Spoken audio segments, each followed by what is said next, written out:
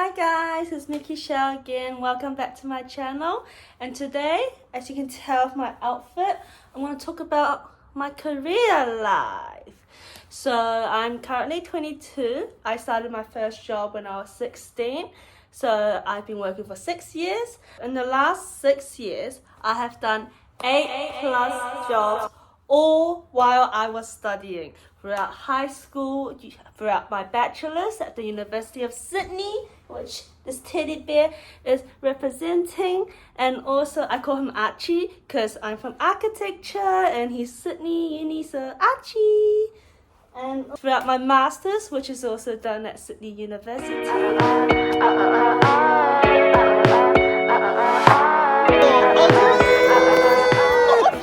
So today I'm going to share with you how I got each of my job, what my experience was, and what I've learned from that job that led me to the next one. My first job was when I was 16 during the summer break. I went to the local Hong Kong cafe in my area in Auckland, Newmarket. It was called Muse Cafe, and outside the door they had this sign saying a counter staff wanted in Chinese. So I got the number, I talked to the boss, I was like, I'm interested to be your counter. I thought it was just gonna be an easy job, taking people's orders, collecting the money. But it was the biggest scam ever. So when I got the job, more than 50% of the time, I was the there was 3 days of trial where my pay was cut in half because they had to train me. I remember telling one of the chefs that came to my workstation to prepare food, I was telling him how that one day, my first day of doing the dishes, has equal to more than 3 years of dishes I've done at home. Like, it was crazy. I was all wet. My tummy was wet because I was by the sink the whole time doing dishes. They hired me because I live close, so I could work up to 10 p.m. and late at night. So that was a plus. But then, other than doing the dishes, I also did a bit of counter work. I made this Hong Kong French toast. I made all the drinks, so from Hong Kong milk tea till herbal tea and everything. And I cut lemons and hams for the noodles. Of course, I did some waitressing, giving people the plates and then taking the plates, taking orders. No housing was the biggest scam. That was because it said they're hiring a counter. I wasn't even allowed to touch the cash register. Excuse me, what? I got paid minimum wage then, which was $15.70 per hour. At night we had to clean, do some brooming and some mopping, which I never done at home because we have vacuums for the carpet. So yeah, the lady had to teach me how to vacuum and stuff. It was my first job, what can I say? I did that job for around a month. It was at the end of my summer holiday. And then I went back to school. My second job was a street down from my first job, and I upgraded from a Hong Kong cafe to a Chinese yum cha restaurant. So I was one of the yum cha sales there, and I was the youngest one and the one with the best smile. So I was really loved and by the customer and the colleagues and the bosses there. Number one, I'm a regular customer at that restaurant. So when I first told them I want to work with, the boss was just like, oh yeah, sure, leave your number, I'll call you back. And after 2 weeks, I didn't get any call back. So when I went there for yum cha with my family, I said, Hey, I'm still interested in working for you, so when are you gonna roster me and stuff? and he's like, oh, I think that's when he took it seriously. Like, oh, you're not joking, you actually want to work here. So he put me on the roll and it was quite fun. The pay was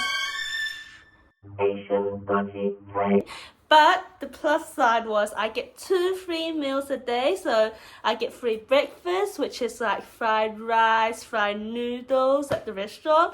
And then whatever we don't sell after yum cha, all the waitresses get to eat it. So leftover yum cha. There's always a certain amount of dishes that's not as popular and get leftover. So all the popular prawn dumplings, salmai. Those will all be gone. I remember me and one of my colleagues back then, we used to like sneakily eat a dumpling or two. Like he would take one of the steamed cuts and like put them on the shelf, and I'll be like, hey, you gotta give me one or I'll go tell you off. So that was fun. Oh, the best part about that job was that during Chinese New Year, the customers would give you red pockets. And every red pocket, the minimum I got was $5. And then the most I got was $20 from a customer. So the bosses would give everyone $20. So we had 4 bosses, so that was $80 extra. We had a rotation for vacuuming each day, and that was a whole extra hour of work. And you had to do it for free. No, you get extra $10 for vacuuming, I think. But yeah, because it was a restaurant with 50 tables. I have made history there. So I don't know, have you ever ordered congee at the yum cha restaurant? Because that's usually not as popular. But for some reason, that day when I was pushing my congee cha, I had more than half the tables order congee. Everyone wanted congee. I had sold out in like 2 rounds. Like I have made record, and I was named the congee queen, which was pretty amazing. By the time my last year of high school started, I told the boss that, Sorry, I can't work anymore. so my boss like, Let me talk to your dad. I'm like, okay. During the year when I went back to yum cha and I see the other bosses, they'll be like, Hey, are you back to work? I'm like, no, sorry, I'm only back to eat. So that was kind of fun experience. My 3rd job was pretty short. It was in September, so during the school year, I saw this Facebook ad saying that they needed someone that could speak Mandarin, Cantonese, and English, and also read and write, which I could. And the pay was over minimum wage then, was $18 per hour. So I took it. The interview was at like a restaurant with the boss, and he was an automobile dealing the parts of cars with China. So I was hired on the spot.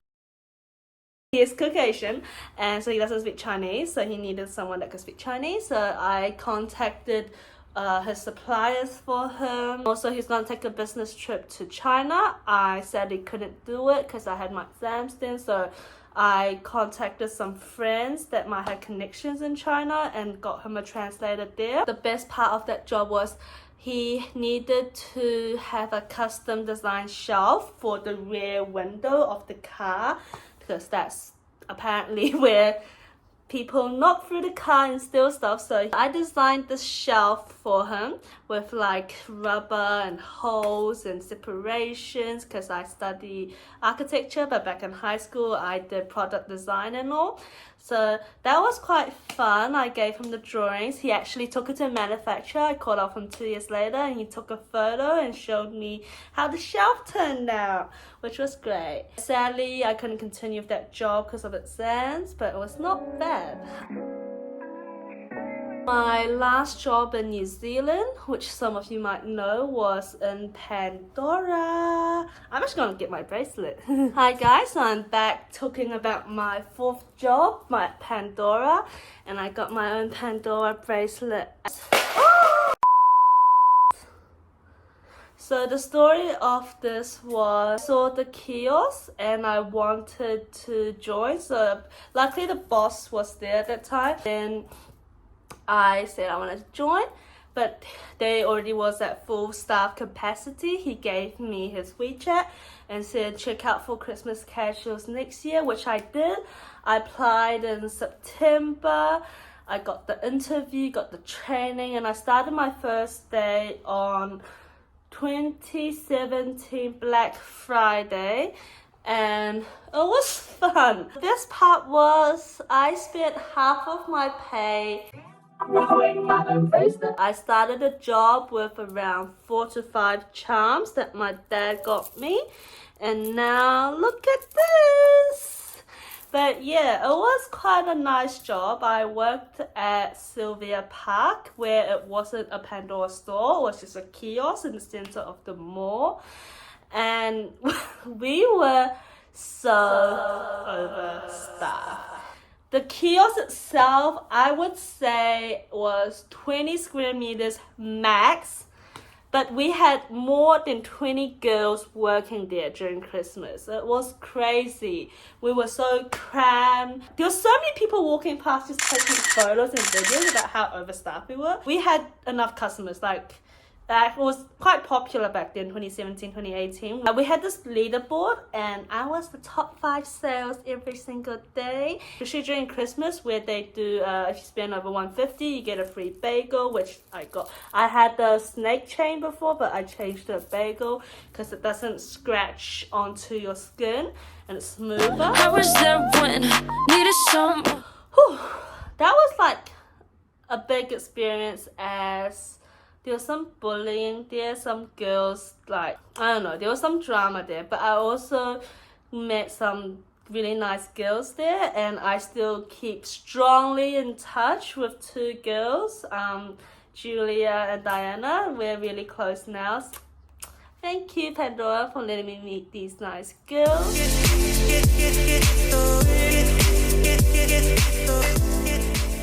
So the worst part of Pandora was, There's nowhere to sit. to take a break, you had to literally squat under the counter so the customers don't see you when they're walking past. We were standing for 10-hour shifts, so literally on the feet for 10 hours, other than the half an hour lunch break and 2 10-minute paid breaks. I would recommend doing it. And there's so many different customers, and my favorite thing was helping a customer build a bracelet, so choosing the charms and arranging the charms and everything. That was lovely. And we also sold rings and necklaces and stuff, so that was quite nice. Stayed there for around 3 months, the whole Christmas period, from end of November to end of January. And then I flew to Australia.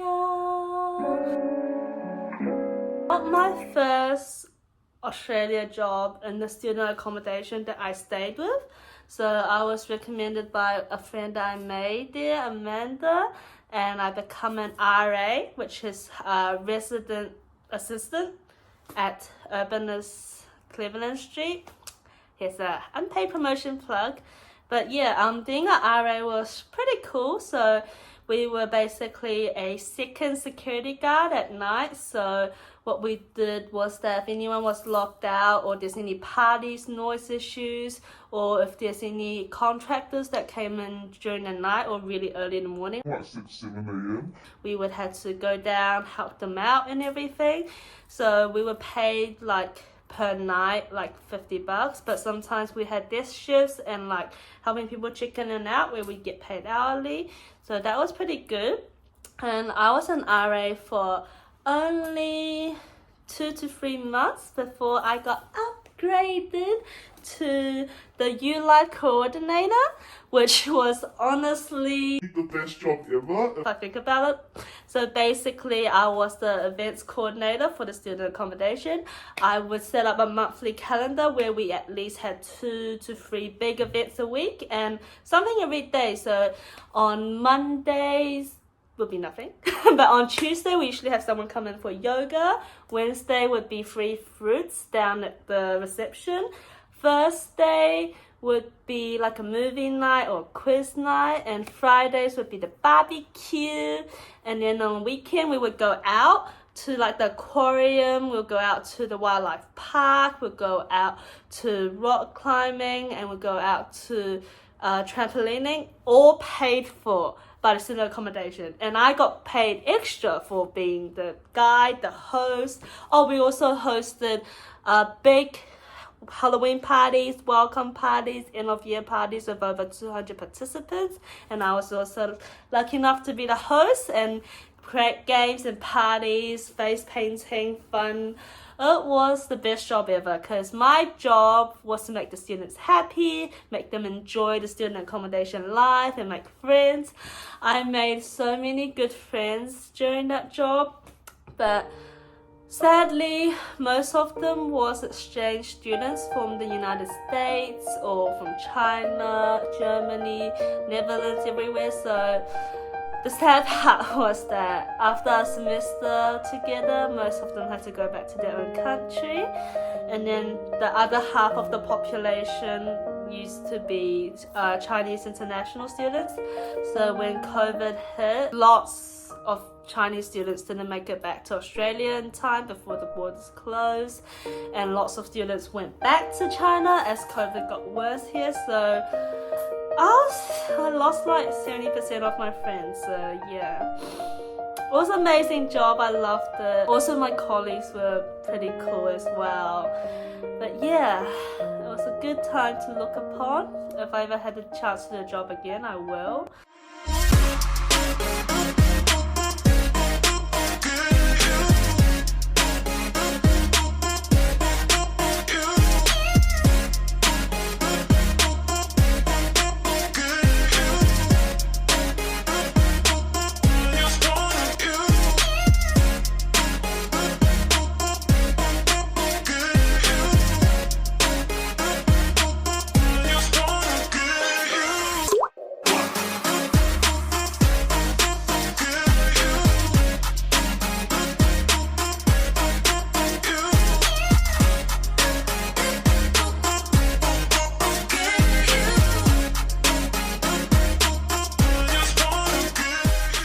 Sadly, I moved out of student accommodation, and I was the urbanist student accommodation U-Life coordinator for 2.5 years.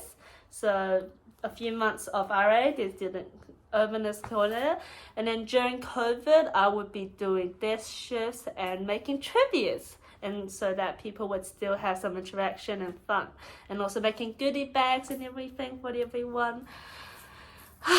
And then after I moved out, which there was a policy, if I don't live there, I can't work there. So I was like on a job hunt for half a year before I got a proper job. So during that half of year, I did a lot of small jobs that doesn't really count, like one-off, like designing flyers for my friends that's opening a shop and everything.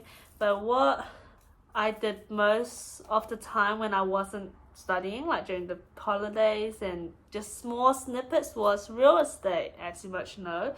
So I interacted with 3 real estate companies. The first one was one in the west of Sydney, where I was first gotten there because someone on my WeChat posted that they need an interior designer to design some office interiors for the office. So I signed up. I said I was a student, but I do architecture and I have a good sense of interior design. So they hired me. I got my own pay. It was like a 2-day job, and then they asked me to stay to work with them. I did more logos, signs and stuff for them, but after the first initial job, which I got paid a few $100, I wasn't really paid at all because they were under the name of internship. I talked to them a few times about when will I get paid for my hard work, because I was literally working from 9 a.m. to like 7 p.m. I wasn't even paid for my travel expenses and my lunch expenses.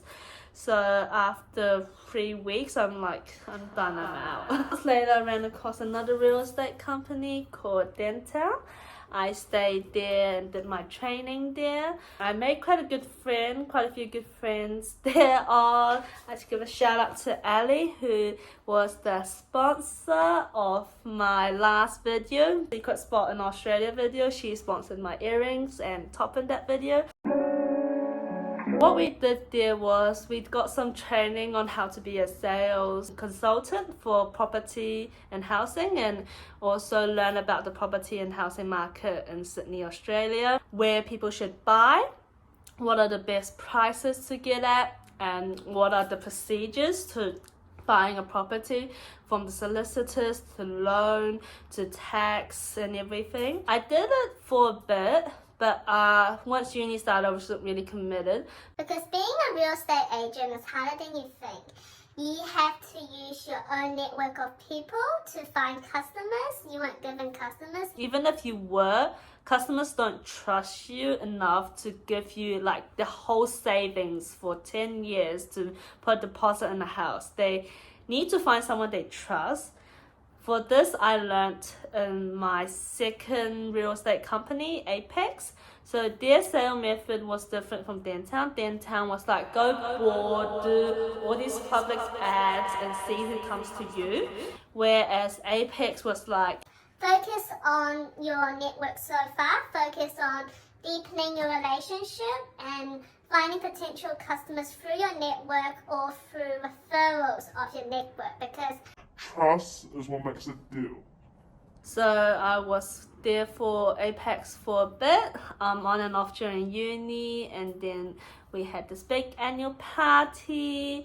It was quite fun. I was the youngest in my group, as you can see, so they really enjoyed my technology and influences there. I realized that living to be a real estate agent as someone so young and new to Sydney without much rich connections, so hard for me to make sales. So I'm still working there, so if you have any questions about the Sydney property market, come to me.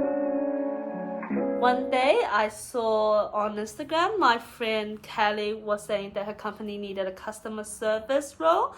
I told her I was interested, sent in my CV. I got interviewed, and I got interviewed in 3 languages, Mandarin, English and Cantonese. They were looking for full-time, but since I was studying, I told them I could only do part-time. So once they said that, I thought my chances was pretty slim and I won't get in. But I got in, so that's the job I'm working till now. It's been half a year. I'm doing customer service, valuation. I also did a bit of loan support and employment check during those times. And it was pretty busy. So we were a mortgage management company. We're the ones that talk to brokers and we manage your mortgage, send them to the funder, etc. I was really busy in the first few months. I was juggling uni, juggling work, juggling summer school. I've been on edge quite a bit. We were very understaffed for 2 months. At one point I was doing the role of 3 people. But now we're a lot better and the workload has decreased, which is great. I got my job during COVID, the lockdown, and I've only been in the office for 2 weeks because it's COVID again now. And I enjoy working from home a lot more than I thought I would. And everyone here is Chinese. And we had this big annual party with Secret Santa, inviting our VIPs at Mossman down the shore. There's professional photographers.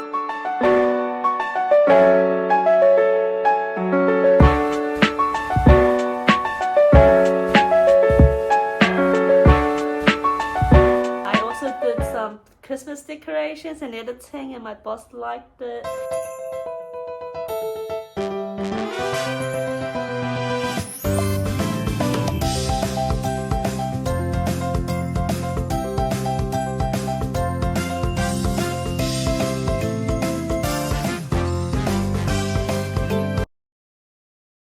In summary, how I got most of my jobs was through word of mouth. It wasn't through online sending in 1,000 CVs and then getting 50 interviews and then getting accepted.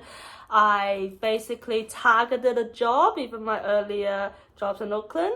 I talked to whoever was in charge. I called them back or went back to the restaurant to tell them I'm actually interested. Went past their interviews.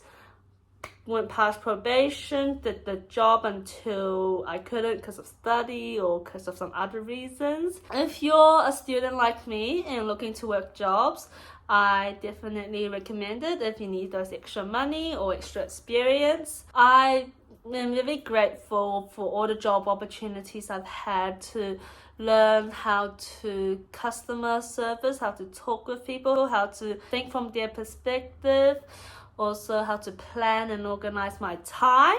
That was a big learning step for me. And how to do stuff in order, because once you're been in a job for a few months, you kind of know what's expected, you know what you had to do. So just keep that procedure, that logic. And if you like this video, please subscribe to my channel. If you haven't, give it a thumbs up and comment about any details you want me to share about, which I can make another video, maybe targeting on CVs and interviews. And yeah, stay tuned for my next video.